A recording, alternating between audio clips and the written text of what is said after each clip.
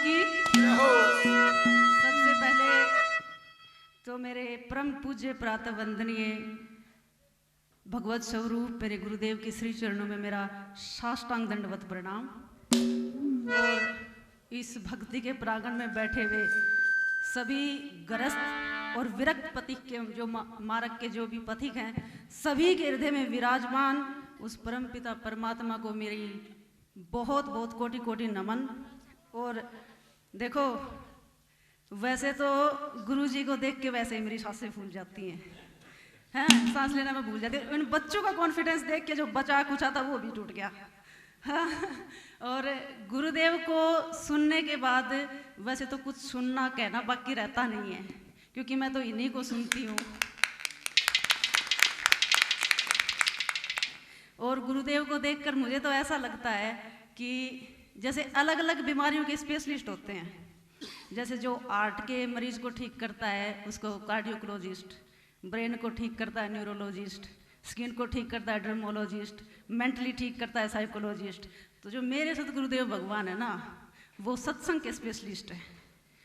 और वो कौन सी बीमारी का इलाज करते हैं पता है? वो करते हैं भवरोग का जड़ से क्योर।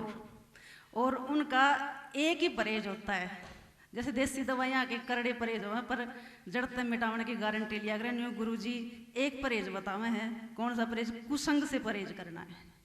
बाकी गारंटी है कि जो इस सत्संग को सुनेगा वो इस भाव से पार हो जाएगा, क्योंकि कुसंग इस मन को कुसंग रूपी चैनल पे लगता है तो ये वासना में लग जाता है, और जब सत्संग रूपी चैनल पे लगता है तो यही उपासना करने लग जाता है।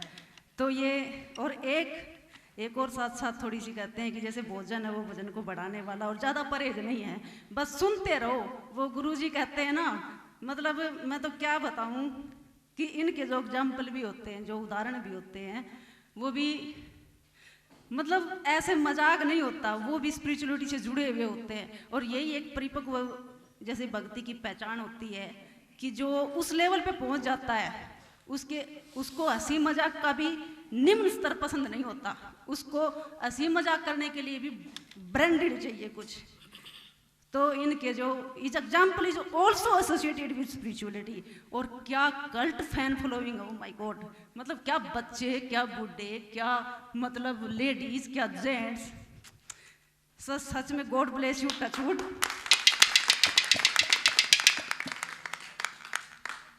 देखिए, वैसे तो I am not a professional singer, और भाई सिंगर हो तो भी गुरुजियों के सामने आके वो भी सांस भूल जाएगा, और मेरी तो औकात ही कुछ नहीं है। I will just try and give my 100%. After that if any mistake, so please please please forgive me as your daughter and your sister.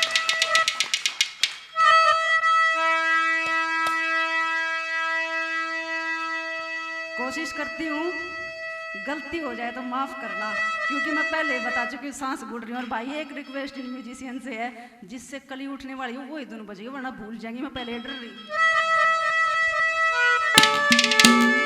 तो भजन की थीम कुछ ऐसी है कि एक नगरी में एक संत आते हैं, और वो संत उस नगरी के सेठ से मिलते हैं। उसके पास अथाह माया होती है। बोला सेठ, बोला जी महाराज, बोला इस माया का सदुपयोग कर ले, सदगति हो जाएगी, वरना दुर्गति निश्चित है, क्योंकि direction is more important then speed.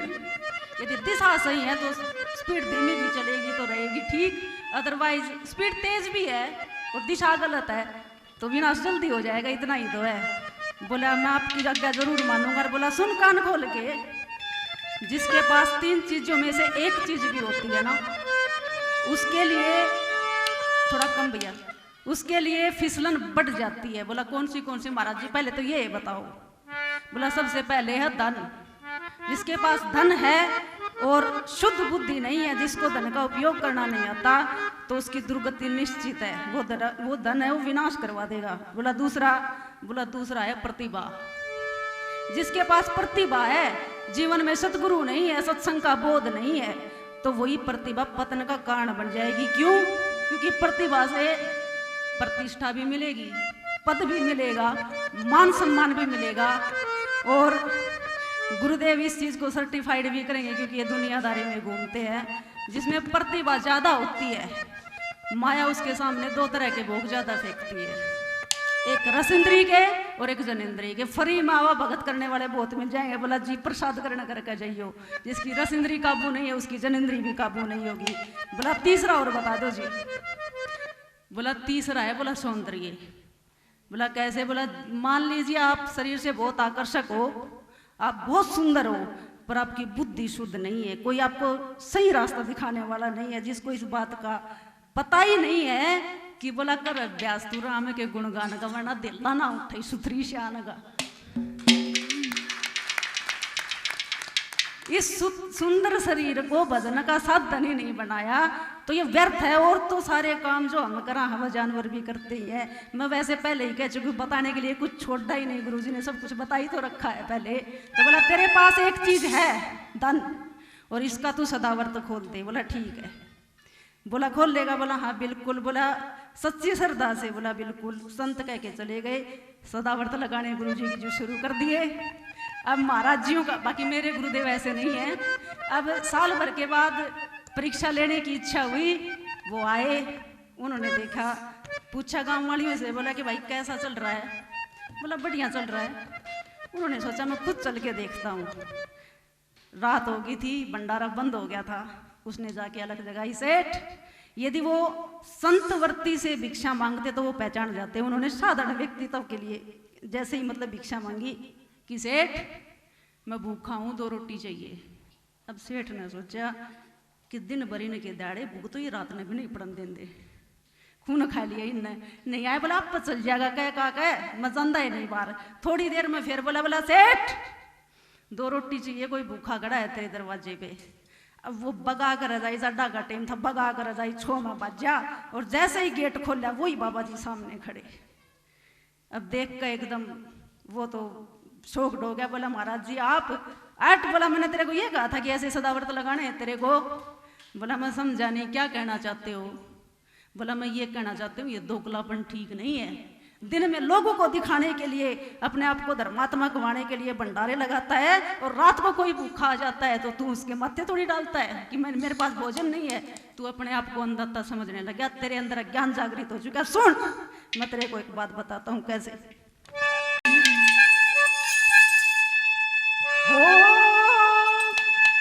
वो जब गेट सेठ ने खोला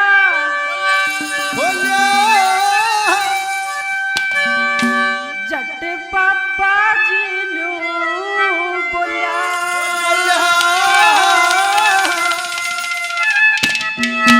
वो जब गेट सेठ ने खोला जट बाबा जी ने बोला, जब गेट सेठ ने खोला जट बाबा जी ने बोला, करा दो कला दान बावड़े, तेरा अच्छा ना अभिमान बावड़े, करे दो गला काम बावड़े,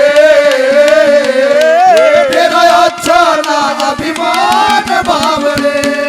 जब गेट सेठ ने खोला जट बाबा जी ने बोला, जब गेट सेठ ने खोला जट बाबा जी ने बोला, तू करे दो गला काम बावड़े, तेरा अच्छा ना अभिमान बावड़े।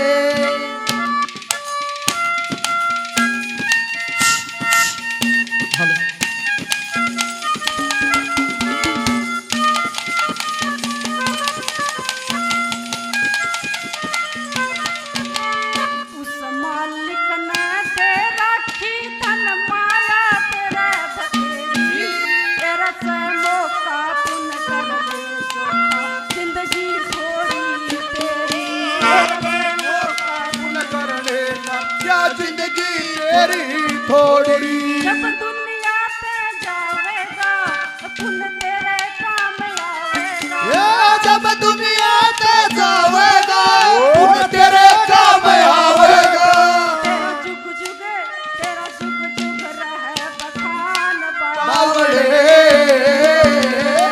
तेरा अच्छा ना अभिमान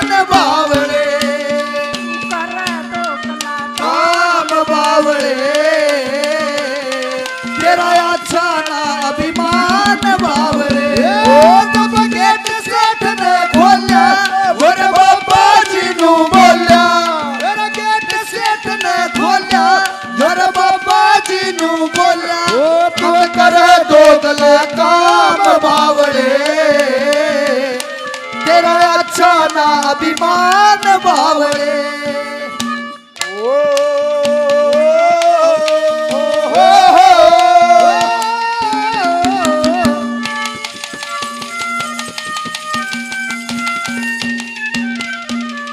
बोला सेठ, बोला हाँ महाराज, बोला नियत में खलबली मत रख, वरना घर में कोई ऐसी बीमारी आन बढ़ेगी, डॉक्टर इंग्लिश में नाम लिखेगा और बोलेगा 10 लाख रुपए जमा करवा, वहाँ भी दे के आएगा। जो हरि भजन करते नहीं करे दान में ढील, उनके धन को खा जाएंगे वश्या वैद वकील ऐसे ओए जय हो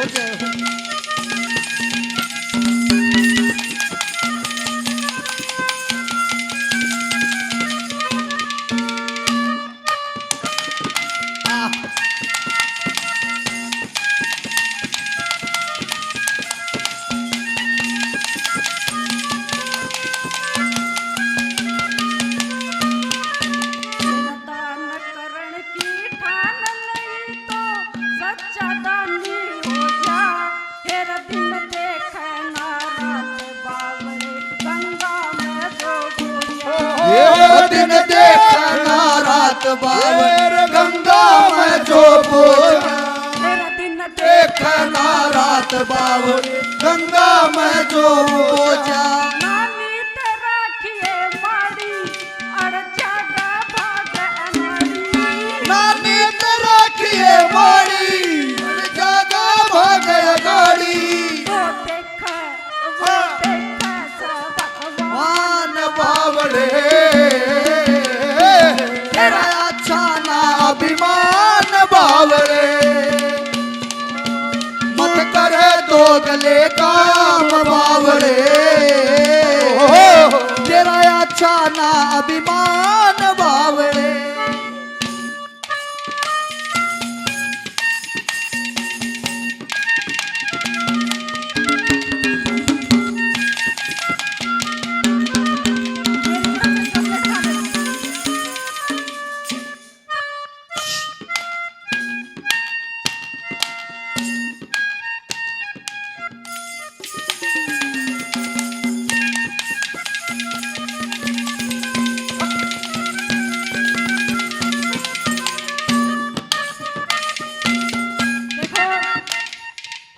मैं विजुअल नहीं हूँ, बिल्कुल फ्रेशर बच्चा हूँ, बिल्कुल अभी अभी न्यू एडमिशन हुआ है। ये अनाउंस करने की मैं विजुअल माफ़ी चाहती हूँ। जिसने भी आशीर्वाद दिया मैं सब कहते हैं दिल से धन्यवाद करती हूँ। तीसरी कड़ी में कैसे क्या जय हो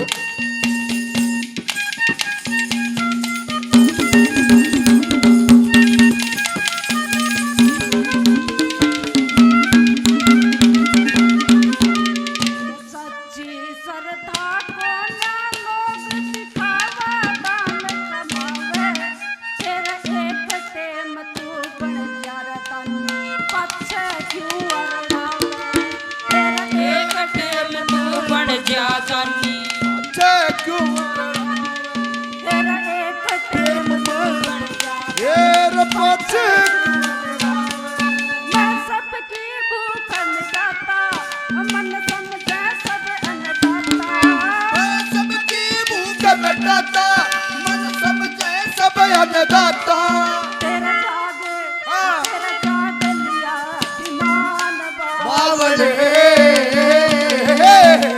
मत जान अभिमान बावड़े गेट सेठ ने खोलिया जब बाबा जी नू बोलिया जब गेट सेठ ने खोलिया अरे बाबा जी नू बोलिया ओ फिर करे दो गले काम बावड़े तेरा अच्छा ना अभिमान बावड़े देखो गुरुदेव इतने अच्छे स्पेशलिस्ट हैं, फिर भी मैं तो वैसे ये बात कहने लायक हूँ नहीं क्योंकि मैं ही दूसरी बार आई हूँ, पर वैसे भी संगत कम है, इसके पीछे भी एक कारण है। क्या सत्संग में संगत कम ही रहती है, इसके पीछे एक बहुत बड़ा कारण है। क्यों? क्योंकि जैसे मैं तो गुरुदेव को सुनती हूँ, तो गुरुदेव का एग्जाम वापस बताऊंगी कि जैसे बताते हैं कि शेरनी का जो दूध होता है you can carry only and only in gold utensil, otherwise it can change into water, वो पानी बन जाता है। ऐसे ही सत्संग को सुनने के लिए मैं ये बता रही थी कि सत्संग में संगत हमेशा ही कम रहती है। क्यों रहती है? There is also a reason behind this. क्योंकि जैसे सत्संग को कहने के लिए तो है ही जरूरी, उसको सुनने के लिए भी, जैसे शेरने के दूध को रखने के लिए सुनने की पात्रता चाहिए, वैसे ही सत्संग को सुनने के लिए भी सुनने जैसी पात्रता चाहिए। और उसको गुणने और आचरण में उतारने के लिए तो डायमंड और प्लेटिनम जैसी चाहिए। तो ये एक मेन कारण है, सबके बस की बात नहीं है। क्योंकि जिसको मिलावटी खाने की आदत पड़ जाती है ना, उसको गुरुदेव देसी घी खिला देंगे, उसका डाइजेशन सिस्टम नहीं बिगड़ जाएगा। तो ऐसे सबकी बस की बात नहीं है। जो सौभाग्यशाली है, जिसको प्यास है, उसको इन्विटेशन की भी जरूरत नहीं है। वो जैसे पॉसिबल होगा वो अपने आप आ जाएगा। कैसे क्या ओए जय हो जय हो।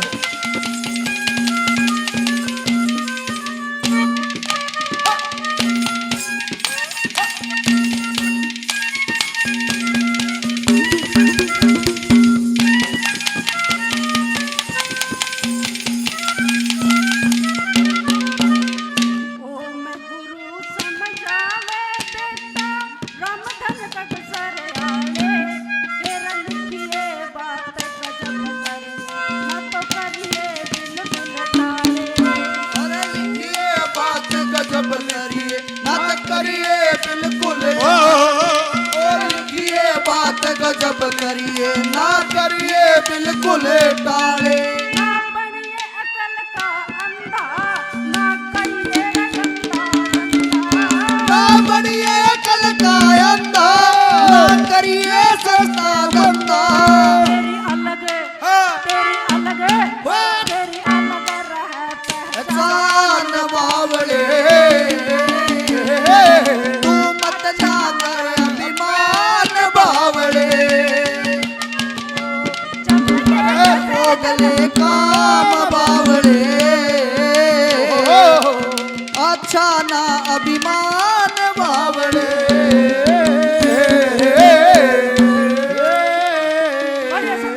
भगवान की बहुत अच्छे मस्त।